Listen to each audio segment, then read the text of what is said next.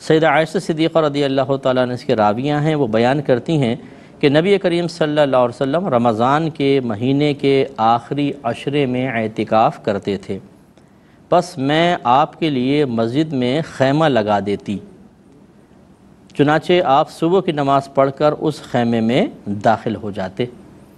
تو یہ جو آج کل ہمارے ہاں کپڑے کے وہ لگا دیتے ہیں، یہ اس کی اصل آپ اس کو کہہ سکتے ہیں یکسوئی کے لیے، تاکہ کوئی دیکھے نہیں اندر عبادت کر رہے ہیں۔ ہمارے ہاں بعض اوقات ینگسٹرز ہوتے ہیں اور وہ اس لیے یہ پردے لگاتے ہیں کہ تو ان کو پتہ نہیں ہوتا کہ کوئی سنت ہے یا نہیں ہے۔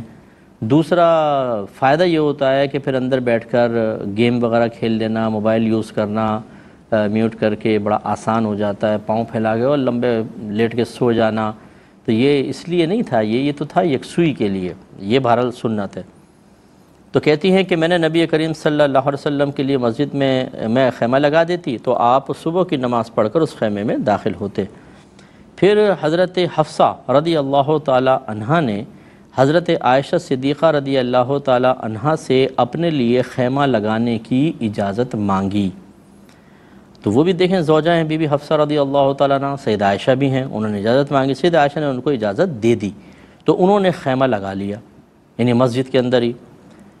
پھر جب حضرت زینب بنت جحش رضی اللہ تعالیٰ عنہ نے اس خیمے کو دیکھا تو انہوں نے بھی ایک خیمہ لگا لیا۔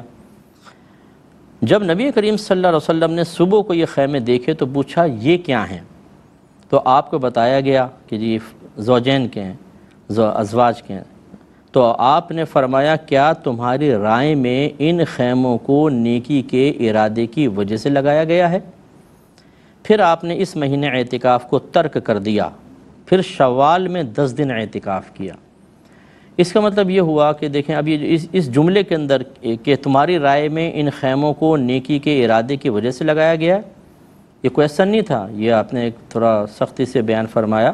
اس کے 2 پہلو ہیں، ایک پہلو تو یہ کہ ایک زوجہ نے لگایا تو دوسری نے لگایا، تو یہ ہو سکتا ہے کہ جو چونکہ ازواج مطہرات سرکار سے بہت زیادہ محبت فرماتی تھیں، اور جب کسی سے محبت ہوتی ہے، پیار ہوتا ہے، تو اگر کوئی اس میں شریک ہونے لگتا ہے تو دل میں تھوڑی سی اس کے لیے ناگواری سی پیدا ہوتی ہے، ناپسندیدگی کا لفظ زیادہ اچھا ہے، ناپسندیدگی سی پیدا ہوتی ہے۔ اگر یہ عورتوں میں ہو تو اس کو غیرت کہا جاتا ہے۔ تو یہ اکثر جب ایک شوہر کی ازواج ہوتی ہیں، امہات المومنین کا مقام تو بڑا بلند و بالا ہے، میں ایک عام عورتوں کی بات کر رہا ہوں، تو ایک اگر عورت کو کام کرتی ہے نا تو دوسری بھی کرنے کی کوشش کرتی، دوسری زوجہ، تیسری زوجہ بھی۔ تو ایک تو اس میں یہ پہلو بھی تھا کہ بی بی حفصہ رضی اللہ تعالی عنہا نے خیمہ لگایا تو فوراً زینب بنت جحش وہ بھی زوجہ رسول ہیں، انہوں نے بھی لگا لیا۔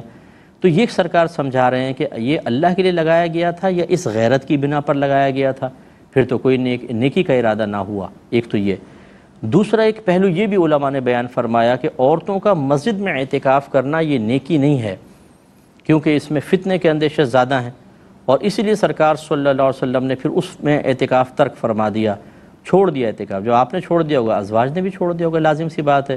پھر سرکار نے شوال میں ایک اعتکاف مسجد فرما لیا۔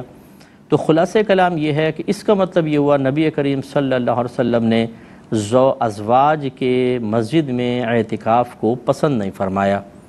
اس سے بھی استدلال کیا گیا ہے کہ عورتیں مسجد میں اعتکاف نہ کریں، اسی لیے سرکار صلی اللہ علیہ وسلم وہاں سے چلے گئے۔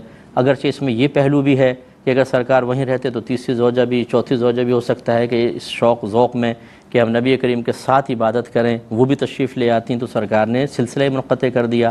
لیکن یہ پہلو بھی اس میں ہے کہ سرکار نے پسند نہ فرمایا کہ خیمے اس طرح مسجدوں کے اندر عورتوں کے لگیں، تو سرکار باہر تشریف لے گئے۔ تو یہ کئی چیزیں بیان کی ہیں شارحین نے۔ تو خلاصہ کلام اب یہی ہے کہ جب نبی کریم صلی اللہ علیہ وسلم نے اپنی ازواج مطہرات کے مسجد میں معتکف ہونے کو محبوب نہ رکھا تو عام عورتیں کیسے پھر مسجد میں اعتکاف کر سکتی ہیں؟